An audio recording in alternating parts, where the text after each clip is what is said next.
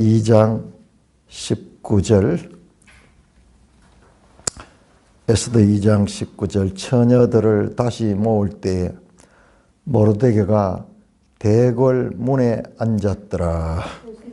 모르드게가 명령한 대로 그 종족과 민족을 멸하지 아니하니 그가 모르드게의 명령을 양보받을 때와 같이 따르니라. 모르드게가 대궐 문에 앉았을 때에 문을 지키던 왕의 내시 빅단과 데레스 두 사람이 원한을 품고 아하수에로 왕을 암살하려는 음모를 꾸미는 것을 모르드게가 알고 왕후 에스더에게 알리니 에스더가 모르드게의 이름으로 왕에게 아뢰니라.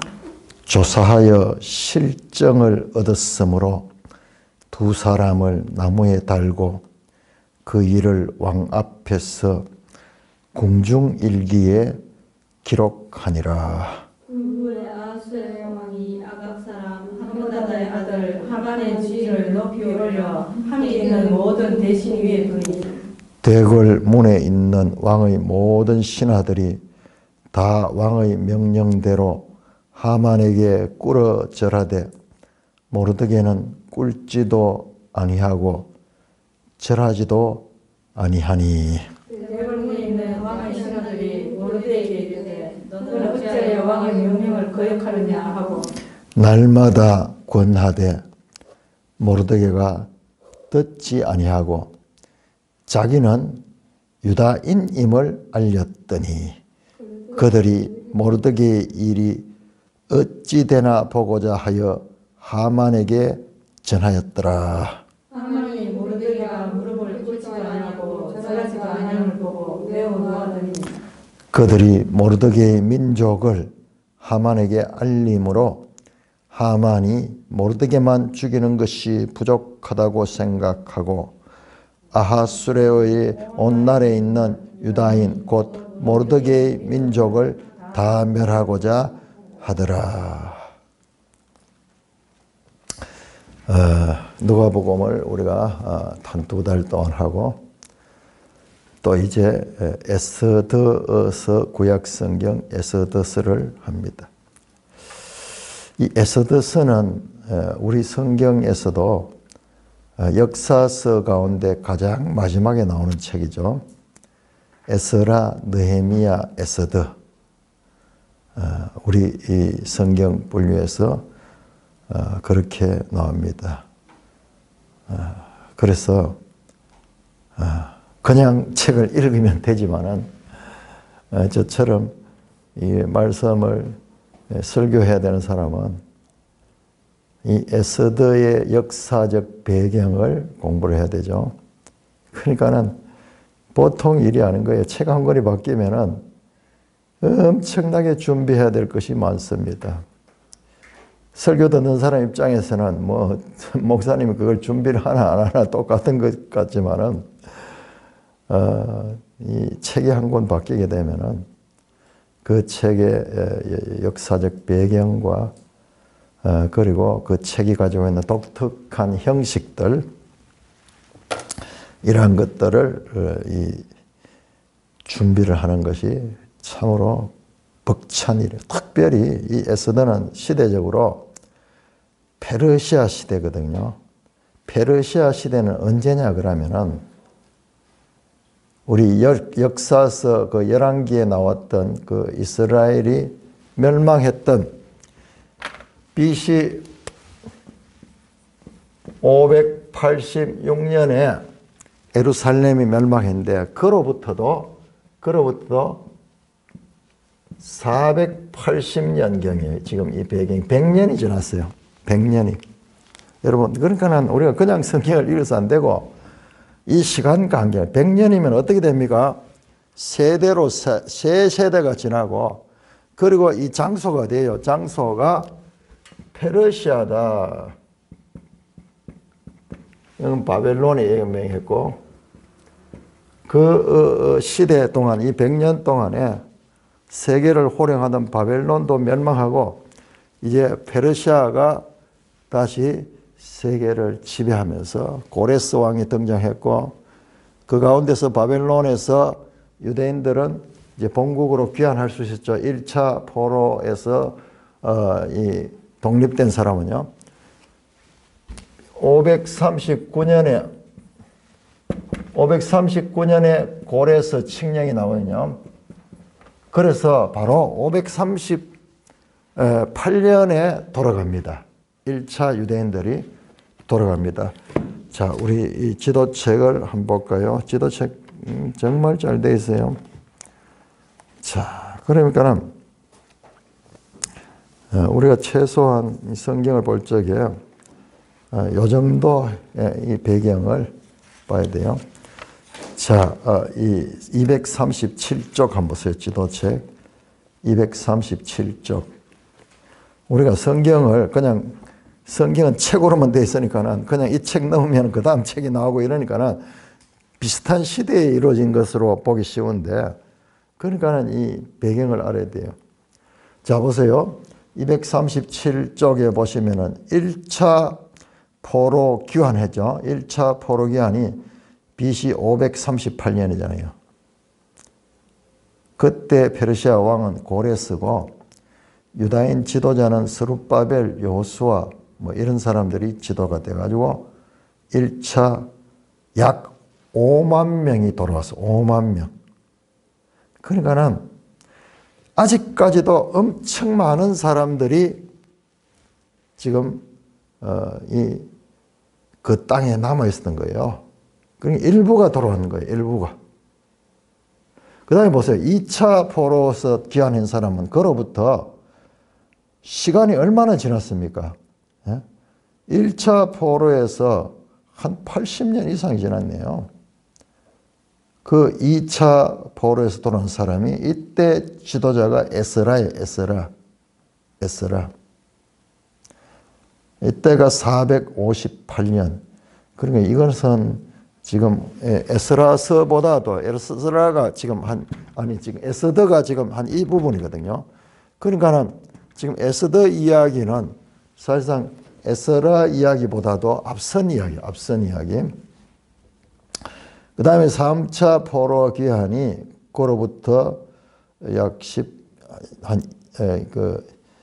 어떻게 됩니까? 14년이 지났습니까? 그래서 444년에 느헤미야가 지도자로 돌아왔는 거예요. 돌아왔네. 그래서 이제 성전도, 그리고 바벨론 포로 귀환이 93년 동안에 이루어졌고, 지금 이 사건도 에스더 사건도, 이 에스더 사건은 페르시아에서 일어난 이야기죠. 그래서 이 시대의 그 역사적인 이런 시대에 대한 역사는 세상 역사에서도 아주 세밀하게, 그리고 고대의 역사는 증거가 별로 없거든요. 그런데 이런 역사들은 기록이 다 남아있어. 그 나라의 역사가들이 마치 우리나라에도 그 왕조실록이 있듯이 역사적으로 일어났던 사건들을 다 기록했는 그 역사적 문서들이 있는 거예요. 그래서 그 문서들하고 이 성경하고 내용이 충돌이 되면은, 그러되면은 둘 중에 하나가 틀리게 된 거예요. 성경이 틀렸다고 사람들이 이야기하기 더 좋겠죠. 왜냐 그러면은 그 시대에 그 나라에 있었는 역사를 더 우선하니까는. 그 정도로 이런 부분들은 예민한 부분인 거예요. 예민한 부분인데, 그래서 제가 이걸 보기 위해서는 또 늘 역사서 하면 이 책 들고 나오는 거예요. 언제 특별히 그 페르시아 할 때, 이게 세상에서 가장 오래된 역사책이에요.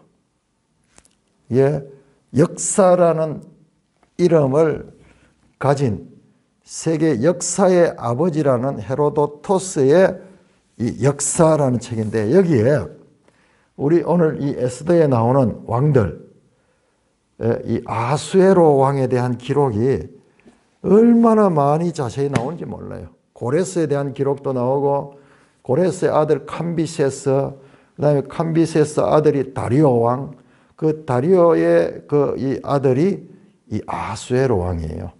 그러니까 이런 역사는 이런 거는 이제 그리스 사람이 썼는 역사고, 그 다음에 그 페르시아 자체 역사책에도 다 나오는 거예요. 그러니까는 이런 거는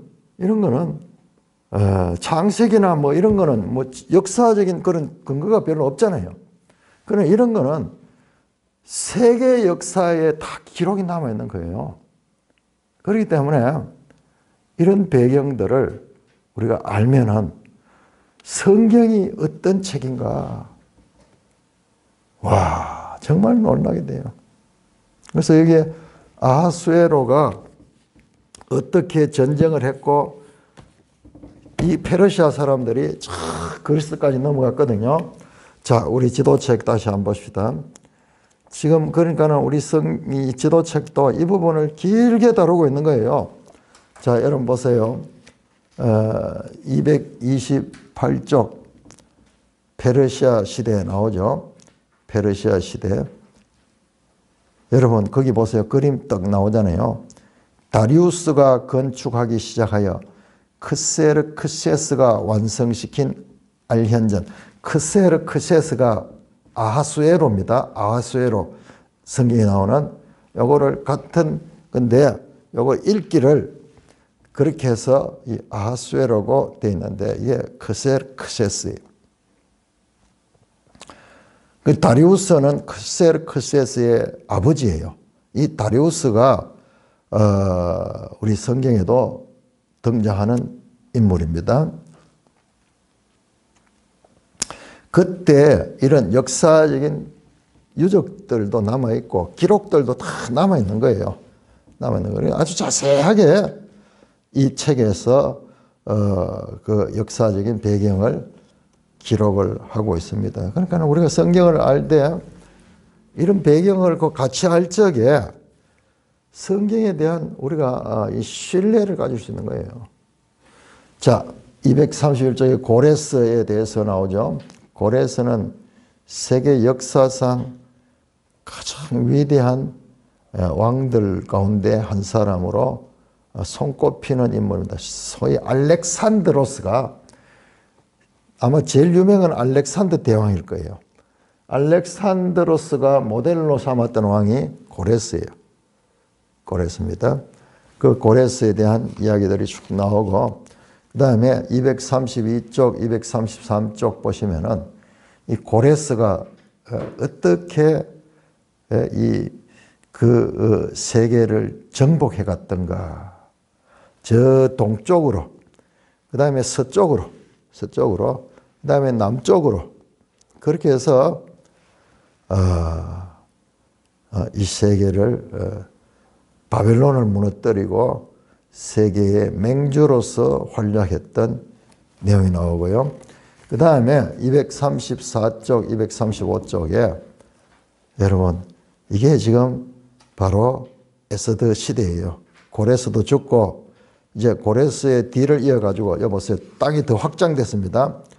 여러분 바로 232쪽을 한번 보세요. 고레스 시대에는 땅이 애굽은 남아 있었어요.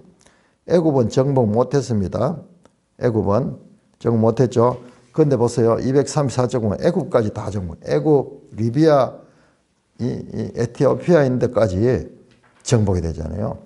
그러니까는 고레스가 죽고 이 캄비세스, 다리오 이런 왕들이 고레스의 뒤를 이어가지고 계속 나라를 확장시키는 거예요. 그래서 234쪽에 보면은 드디어 이 소아시아를 넘어가지고 마게도냐, 유럽까지 가는 거예요. 유럽까지 건너갑니다. 자, 그게 마게도냐하고 그 다음에 소위 소아시아라 그러는데, 거기 보시면요, 우리 성경에 나오는 요한계시록의 7교회 나오죠. 버가모, 사대, 에베소, 뭐 이런 교회들이 나오는 이 지역, 여기까지가 소아시아고, 그 다음에 그 건너가 마게도냐가 요 유럽이라고 불려지는 거기인데, 여기를 건너갔는 거예요. 지금 누가 여기 나오는 이 아하수에로가 거기 건너가서 거기서 세계적으로 유명한 전쟁, 테르모필리아 전쟁과 그 다음에 유명한 살라미스 해전 이렇게 뻗어나가다가 여기에서 페르시아가 꺾입니다. 여기에서 하나의 뿔 같은 게 나오는데 다니엘서에 보면은 그게 뭐냐? 그게 알렉산드로스예요. 알렉산드로스가 나타나서 페르시아가 더 이상 이 유럽을 침략하는 것을 무찌르고 오히려 쫓아보내고 역으로 알렉산더가 이 땅을 다 차지하죠. 이 땅을 다 차지합니다. 자, 그것이 250쪽에 나오네요. 250쪽에. 그러니 이런 엄청난 세계의 역사, 이번에는 페르시아는 서쪽으로 진출했지만은 알렉산드로는 동쪽으로 진출해가지고 서쪽에서 동쪽으로 진출해가지고 이렇게 저 인도까지 세력을 넓혀 가는 거예요. 그게 성경에서 다니엘서에서 이 장면들을 짐승들이 막 싸우는 그런 모습으로 짤막하게 표현했는데 정말 대단하죠. 어떻게 이걸 표현할 수 있겠어요? 끝없는 욕망을 펼치면서 정복하자는 인간 이 세상의 소위 영웅들의 이 행동들을 보여주고 있습니다. 이런 세계사적인 배경 가운데서 이 에스더스를 우리가 봐야 된다. 자, 우리 50쪽 에스더 어떻게 묵상할 것인가? 여러분, 에스더서는요, 특별히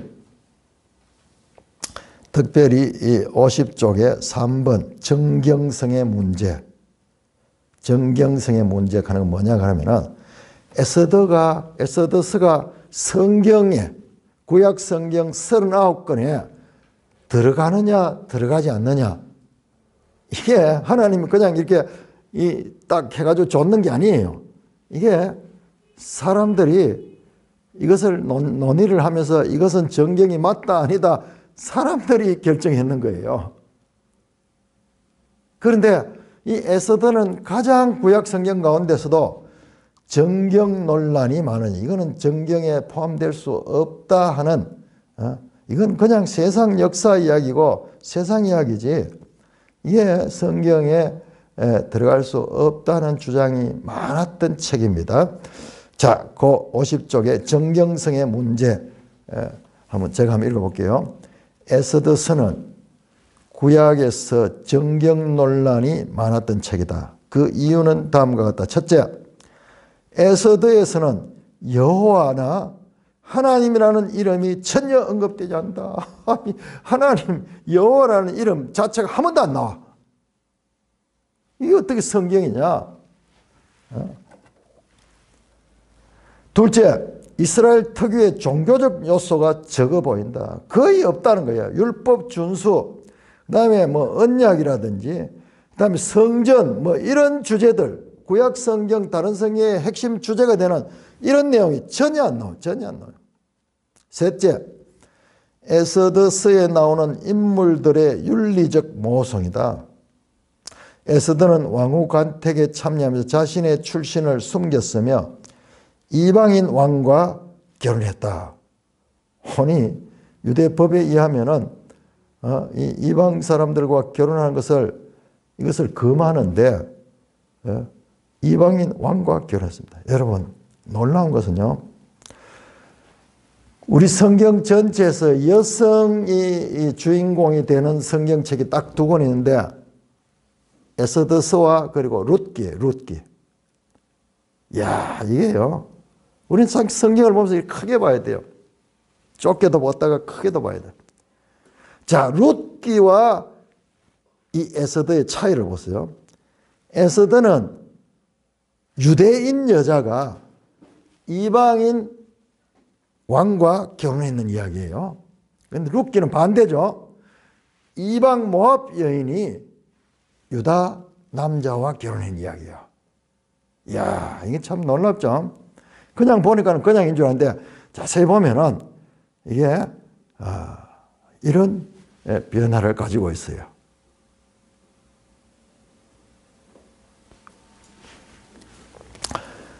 모르드게는 왕의 고위 신하에게 절하기를. 자, 모르드게. 자, 이거 한번 보세요.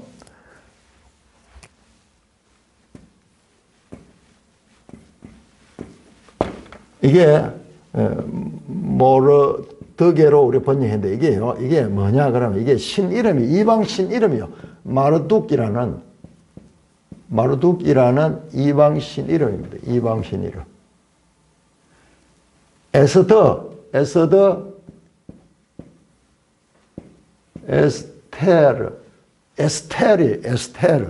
에스테르. 우리 에스더라고 했는데 이게 뭐냐? 이시타르. 이거는요, 이방 여신입니다, 여신. 마르둑은 남신이고. 그러니까는 이 사람들 한번 보세요. 지금 어디에? 나라는 어디에?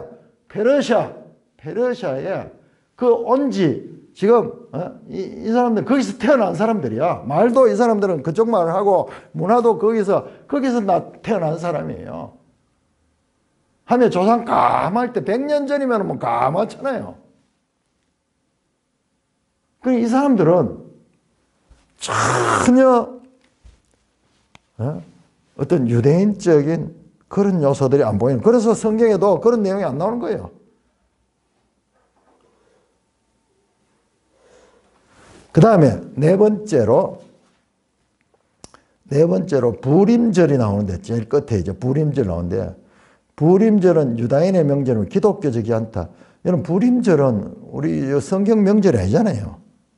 이거는 이 시대에 생겼는 그런 절기예요. 근데 수전절 가는 게 있는데 수전절은 요한복음에 보면 나오잖아요. 수전절. 그 예수님께서 이 수전절 절기를 따라서 성전에 등장하시는 내용이 나오는데 근데 부림절은 모세오경에도 안 나오는 거고 그 다음에 신약 성경에 한 번도 안 나와요. 그래서 이거는 그냥 유대인들 명절이므로 기독교적인 그런 내용과는 관계없다. 심지어는 루터는 이 마틴 루터가 성경을 깊이 연구를 했거든요. 그런데 이분은 이제 그 시대적인 한계가 있는데 이분은 우리 신약 성경에서도 야고보서 같은 경우를 인정을 안 하려고 그래요. 왜냐 그러면은 루터는 바울 사상에 철저해가지고 그 종교개혁도 오직 성경으로 믿음으로 이렇게 종교개혁을 했거든요. 그러다 보니 바울 사상에 철저하다 보니까는 야고보서는 믿음뿐만 아니라 행위를 강조를 하니까는 그 야고보서는 지푸라기 서신다 뭐 그런 정도로 표현할 정도로 거기에 대해서는 좀 불편했어요. 그런데 그만큼 성경을 많이 아니까 그런 거예요. 지금 루터도 이 에스더를 보면서 이 에스더는 성경이 될 수가 없다고 자기가 생각했다는 것을 그 책 속에 기록해놨어요. 그래서 이 에스더가 과연 성경이냐 아니냐 우리는 지금 성경으로 쓰고 있지만은 이 되기까지 이런 논쟁이 많았다는 거예요. 자, 그런데 결과적으로 초대교회는 397년 카르타고 회의에서 에스더서를 정경으로 받아들였다. 그래서 지금까지 교회의 중요한 성경으로 읽고 있다. 자, 특징 보세요. 1. 종교적 언어의 부재. 역시 이런 내용들을 보면은 에스더가 과연 하나님 말씀이 맞는가? 자, 이 에스더 속에는 하나님의 이름이 한 번도 나오지 않으며 구약에서 흔히 등장하는 예배와 기도, 율법 등의 용어도 사용되지 않는다. 에스더서는 이런 이유로 평가절하되어 왔다.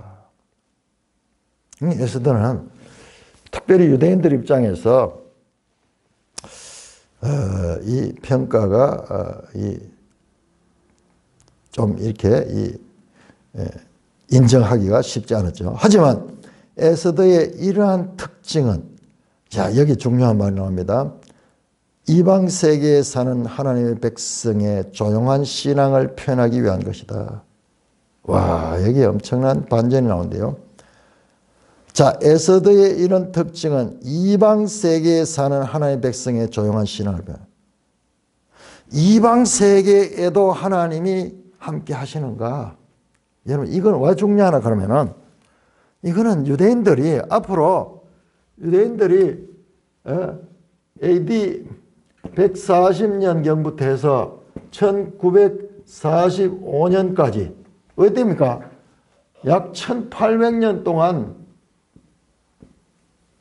유대인들은 나라가 없어요. 나라 없이 온 세상에 마치 에스더처럼 페르시아뿐만 아니라 온 세상의 디아스포라로 흩어져 살게 되는 거예요.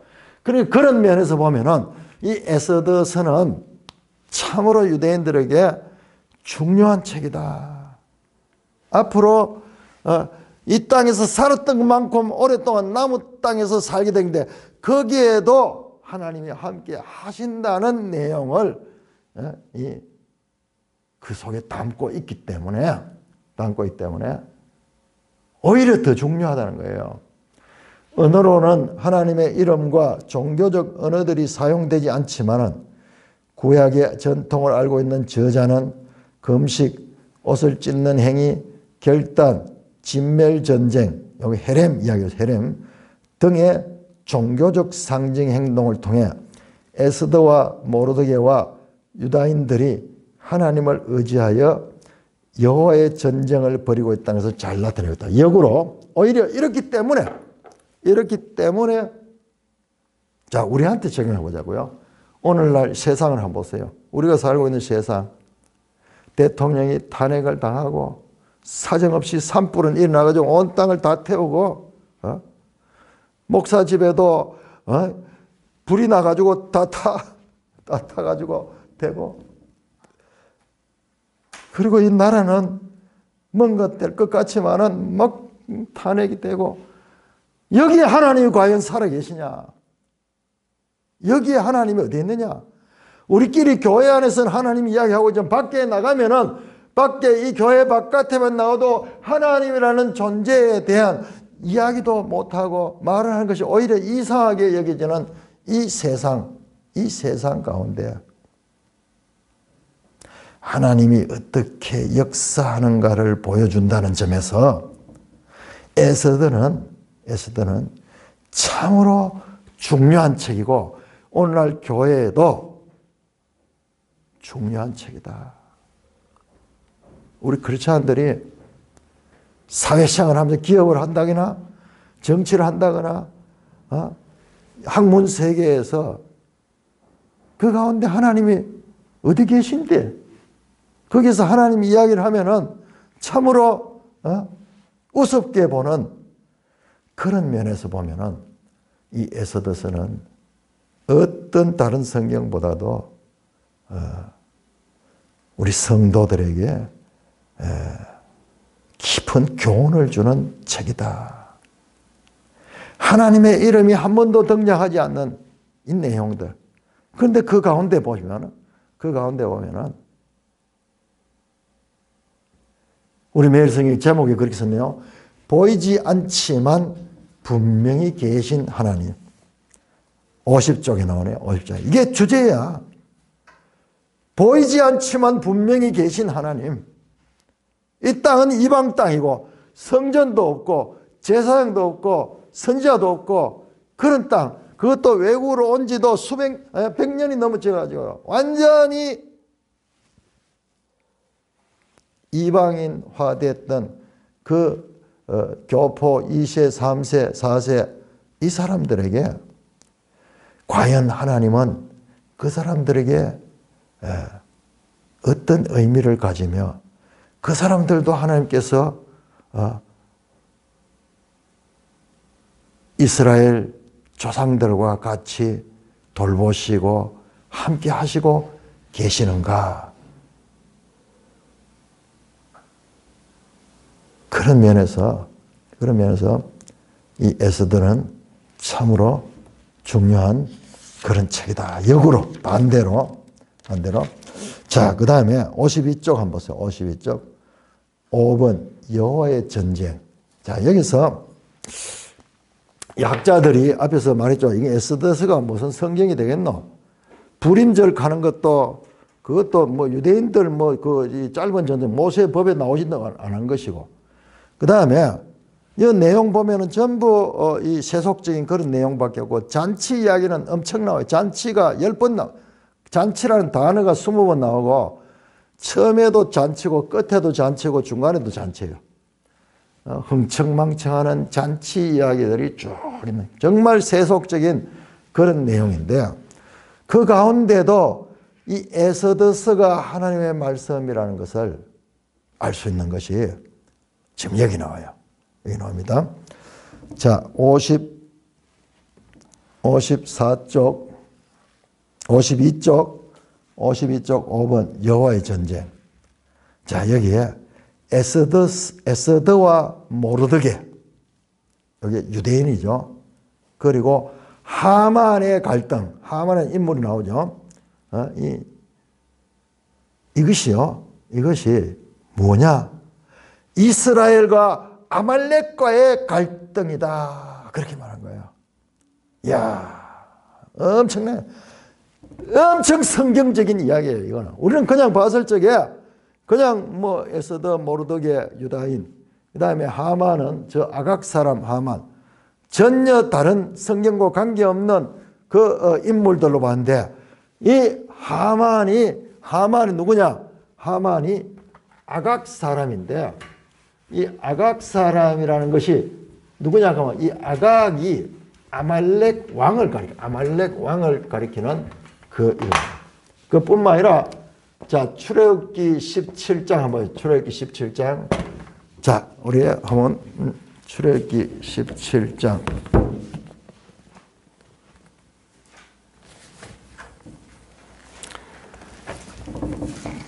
저런 학자들 이야기 들으면요, 아, 맞다. 그러니까 외국에 가서 공부해가지고 저 다 넘어가는 거예요.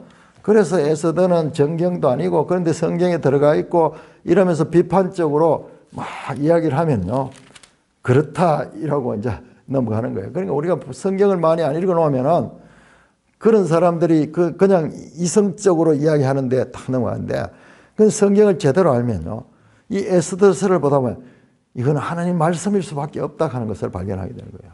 자, 보세요. 출애굽기 17장 8절에서 16절에 최초의 이스라엘 백성들이 출애굽해가지고 맞았던 전쟁이 아말렉과의 전쟁이에요. 아말렉과의 전쟁. 자, 이 아각 사람이 나오거든요. 아각 사람 하만. 자, 여러분, 그러면은 모르드게는 어느 나라 사람입니까? 모르드게는 어느 나라 사람이죠? 예? 유다인이죠. 무슨 지파입니까? 모르드게 무슨 지파예요? 그렇습니다. 이게 중요한 거예요. 자, 그러면은 베냐민 지파 모르드게, 그 다음에 아각 사람 하만의 이 성경적인 이 둘이가 대립하는, 이 둘이가 만나는 그런 부분이 있어요. 혹시 누구 기억나는 사람 이야기해 보세요. 장수는 뭐더라도 대충 내용이 어떤 내용이 있어요? 네. 자, 바로 그게 사무엘상 15장입니다. 사무엘상 15장에 이 아말렉 왕 아각이야. 아각. 거기 나옵니다. 자, 사울은 누구냐면 사울은 베냐민 지파예요. 사울. 자, 그래서 눈이 번쩍 열렸어요. 자, 우리가 성경에서요, 이게 숨겨놨는 거예요. 감추인 보화 같은 거예요. 이걸 보는 사람은 보는 거예요. 자, 2장 5절 2장 5절 같이 읽습니다. 2장 5절 시작. 도성 수산에 한 유다인이 있으니 이름은 모르드게라. 그는 베냐민의 자손이니 기스의 정손이요 시므의 손자요 야일의 아들이라. 기스의 정손이라. 그럼 기스는 누구죠? 기스가 누구죠? 기스가 예? 예. 예. 사울의 아버지야. 기스의 아들 사울이야. 그래서 그리고 시므이의 손자면요. 이 시므이 혹시 기억납니까? 시므이. 예. 그렇습니다. 다윗이 그 압살롬 때문에 피난할 적에 따라다니면서 막 이 모욕하고 그랬던 인물이에요. 그런데 그 사람이 왜 그랬을까요? 그 사람이 베냐민 지파예요. 그래서 자기 이 동족 있던 그 사울 왕을 무너뜨리고 새로 왕이 되기 때문에 베냐민 지파로서는 그 다윗에 대해서 아주 이 불만을 많이 가지고 있었던 거예요. 그러니까 우리가 성경에 그 설명이 없어요. 그건 우리가 찾아내야 돼요. 그런데 나중에 어떻게 된 줄 아십니까? 다윗이 용서해 주죠. 근데 솔로몬 때 죽입니다. 다윗이 죽으면서 유언으로 시므이를 조심해라. 그러면서 솔로몬이 시므이에게 그 지역을 벗어나지 못하도록 경계를 지어줬다. 그걸 벗어났다가 죽임을 당해요. 그러니까는 이 성경에 설명이 없기 때문에 우리가 정신을 차리고 이래 읽다 보면은 이제 이걸 봐야 돼. 지금 그러니까는 이 시므이가 여기 등장하는 거예요. 시므이 베냐민 지파거든요. 그래서 성경에서 요 말씀이 탁 나올 적에 이야 이게 중요한 거예요. 일단 출애굽기 17장 8절에서 6절 저는 이 말씀을 잊지 못하는 게요. 제가 이제 처음 연단 받을 때인데 누가 새벽은 아니 한 7시 때가 전화가 와서 내가 막 어렵다 하는 거 알고 기도 부탁하고 막 이랬는데 그러면서 이 말씀을 불러주면서 이 일이 당신한테 임했다 그러면서 그러는 거예요. 그래서 내가 기억하는데 무슨 내용인지도 모르고 그리 지금 자 거기에 보면은 아말렉과 이스라엘이 전쟁을 하는데 모세가 기도하면 손을 들면 이기고 손을 내리면 지죠. 그런데 결과적으로는 여호수아가 앞장서서 승리했습니다. 자 그런데 16절 같이 읽습니다. 출애굽기 17장 16 시작. 이르되 여호와께서 맹세하시기를 여호와가 아말렉과 더불어 대대로 싸우리라 하셨다. 이야 이거 보세요. 아말렉과 싸움은요 대대로 이어지는 대대로. 그러니까는 이 아말렉은 그냥 단순한 한 민족일 뿐만 아니라 하나님을 대적하는 그런 집단의 하나의 대명사적인 그런 이게 첫 전쟁이거든요. 출애굽의 첫 전쟁이고 이 전쟁은 대대로 이어질 것이다. 대대로 이어진데 아까 어떤 사무엘상 15장에서 사울왕은 여기에서 실패했는 거야. 사울왕이 실패했는 거예요. 그런데 그로부터 사울 이야기가 한 BC 천년경으로 치면은 천년경 되겠네요. 천년경이네요. 지금은 언제입니까? 지금 한 480년 정도거든요. BC 480년. 그로부터 500년 지난 후에 500년 후에 다시 베냐민 지파 모르드게와 아말렉 사람 이 하만이 지금 대결하는 거예요. 그래서 이 둘이는 여자의 후손과 뱀의 후손처럼 만나면서부터 적대적인 관계가 이루어지는 것을 가리키고 있는 거예요. 만약 그렇다 하면 에스더서는 성경 밖의 이야기가 아니라 성경의 대주제를 담고 있는 책이다. 그래서 이거는 정경이 되어야 되는 것이 당연한 것이고 이 주제를 담고 있는 것이 이 에스더다. 구약 성경 마지막 책이에요. 거의 역사적으로는 마지막 그 부분에 지금 이어지고 있잖아. 지금 대대로 이어진데 지금 어디 구약 마지막 부분에서도 아말렉과 그 이 유다가 지금 이 서로 적대적인 관계를 가지고 있다는 것을 볼 수가 있습니다. 자, 민수기 24장 보세요. 민수기 24장. 그럼 우리가 별 의미 없이 봤던 것들이 이런 책에서 아주 의미가 강하게 나와요. 예? 자, 민수기 24장. 유명한 발람의 예언 가운데, 이 발람이 예언한 가운데 24장 7절 보시면요. 7절 보면 그 물통에서는 물이 넘치겠고 그 씨는 많은 물가에 있으리로다. 그의 왕이 아각보다 높으니 그의 나라가 흥하리라. 이스라엘이 아각보다 높다고 이야기해요. 아각보다 높다고. 이 아각이 누구냐? 20절 보니까는 24장 20절 보시면은 또 아말렉을 바라보며 예언하여 이르기를 아말렉은 민족들의 으뜸이나 그의 종말은 멸망에 이르렀다. 그러니까 이 아말렉은 모든 이 이방 하나님을 대적하는 민족들의 머리와 같은 거, 머리, 예? 으뜸이요. 그렇지만 그는 이 하나님의 이 백성에 의하여 멸망하게 될 그런 존재라는 것이 흐릿하게 나왔는 거예요. 그러니까는 이 사무엘상 15장에 사울 왕이 둔해가지고 이런 역사적 배경, 하나님 뜻을 모르니까는 그냥 자기 인간적인 판단을 가지고 거기서 실패를 했는 거예요. 그로 인해서 사울 왕이 하나님으로부터 버림받습니다. 버림받는 거예요. 그러니까 우리도 이런 식으로 앞에서 이 에스더서를 가지고 정경이 아니다고 하는 사람들도 그런 눈을 가 있는 거야. 그런데 제대로 눈 가진 사람 보면은 와, 이게 하나님의 아주 중요한 포인트가 담겨 있는 책이구나. 그걸 알게 되는 거예요. 턱 숨겨놔서.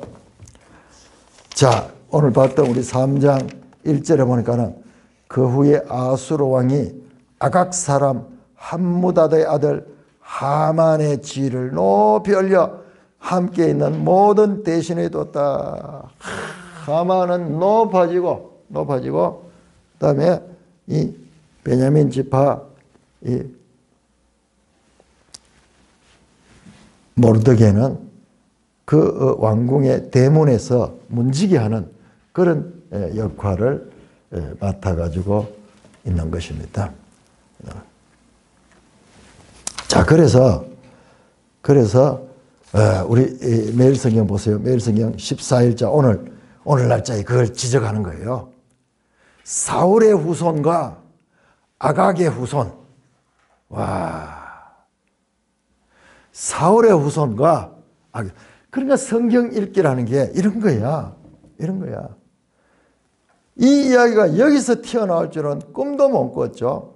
그런데 우리가 봤을 적에 그냥 이 사람들 볼 때 이건 억지 해석이 아니냐. 그렇게 생각하기 쉬워요. 자, 그런데 제가 성경을 연구하다 보니까 이게 억지 해석이야. 이게 성경의 바른 해석이야. 왜냐? 보세요. 신명기 29장 29절에 감추인 것은 하나님께 속하였고 나타난 것은 우리 후손에게 속해 있다는 그 신명기 29장 29절에 그 말씀이 어디에 나옵니까? 그 말씀이 바울 서신에 베드로 서신에 여기에 다 나오고 있는 거야. 다 나오고 있는. 그런데 우리가 봐도 못 보는 거야. 못 보는데 이거를 자세히 보니까 이게 지금 이게 여기서 지금 풀어지고 있는 거야. 성경에서 아무데도 설명해 주고 있지 않아요.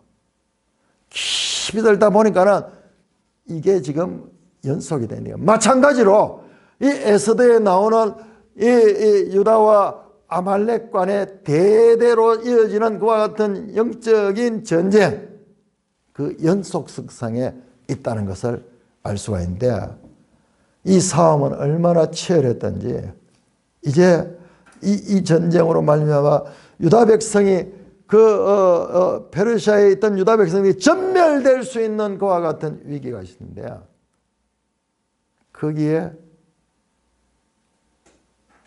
우연한 일들로 인하여서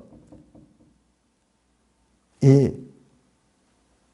아하수에로 왕이 밤에 잠이 잘 오지 않아 가지고 그렇게 하다가 옛날 문서를 보고 싶은 생각이 들고 그래서 읽어보니까는 모르드게 이야기도 나오고 이 사람이 내가 위험해서 나를 구해줬는데 이 사람한테 무슨 보상을 내린 게 있는가? 아무것도 없습니다. 그래, 내가 너무 심했구나. 이러면서 그 사람을 다시 관심을 가지게 되고 이런 우연한 일들. 그런데 하나님은 등장하지 않은 그 우연한 일들, 이 모든 것들이 하나님의 섭리 가운데서 이루어져 있다는 것을 가르쳐 주는 거예요.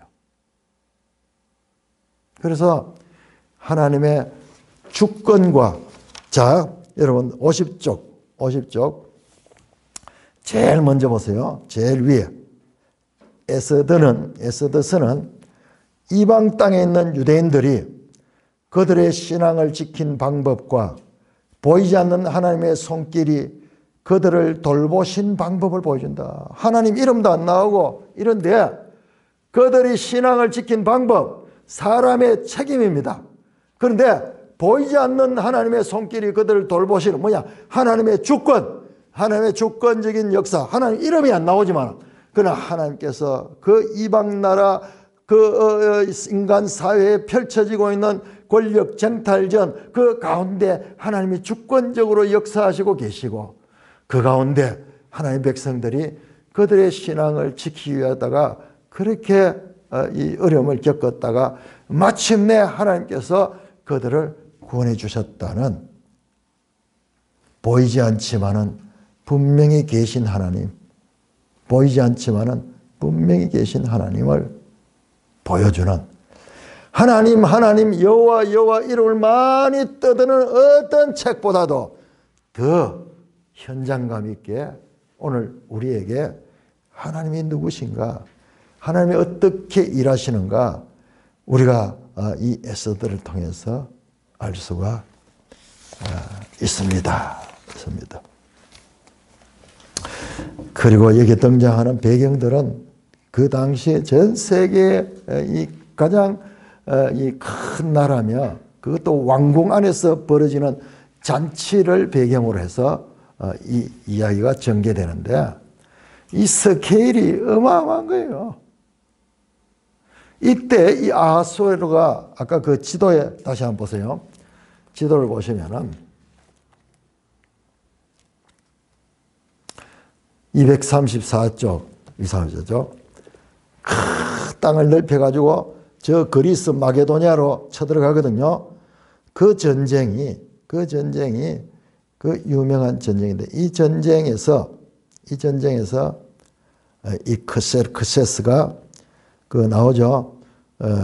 거기에 말풍선에 보시면은 크세스가 BC 480년에 그리스에게 대패한다.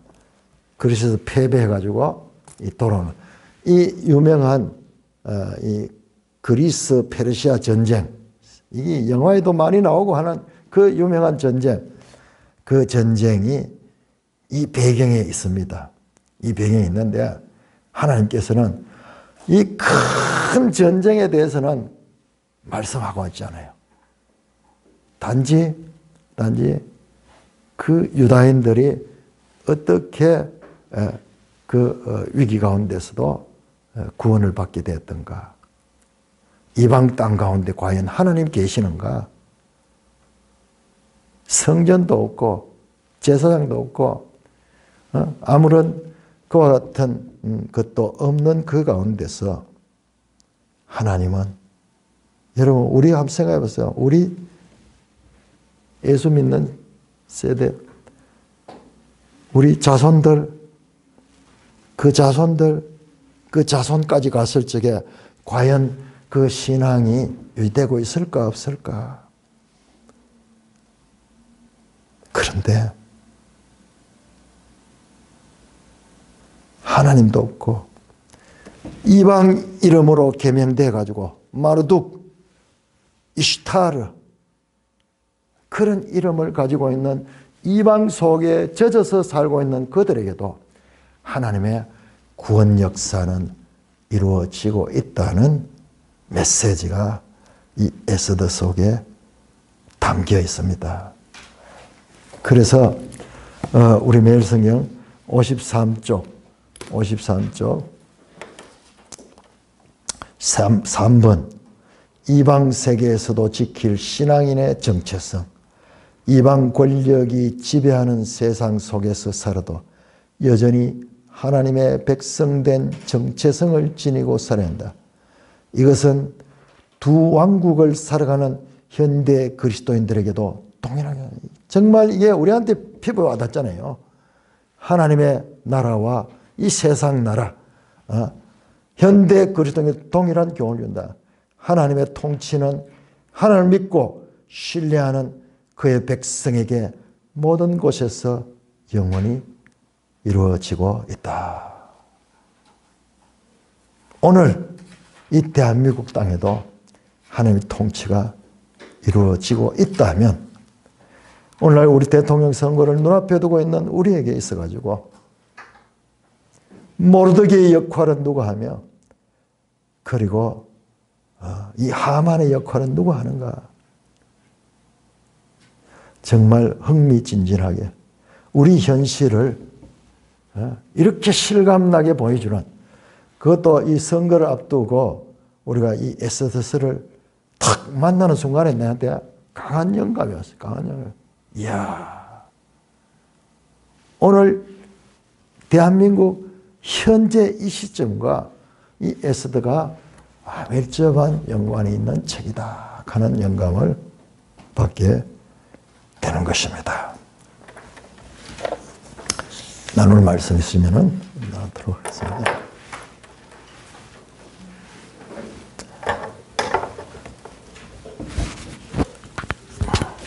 제가 20대 있을 때는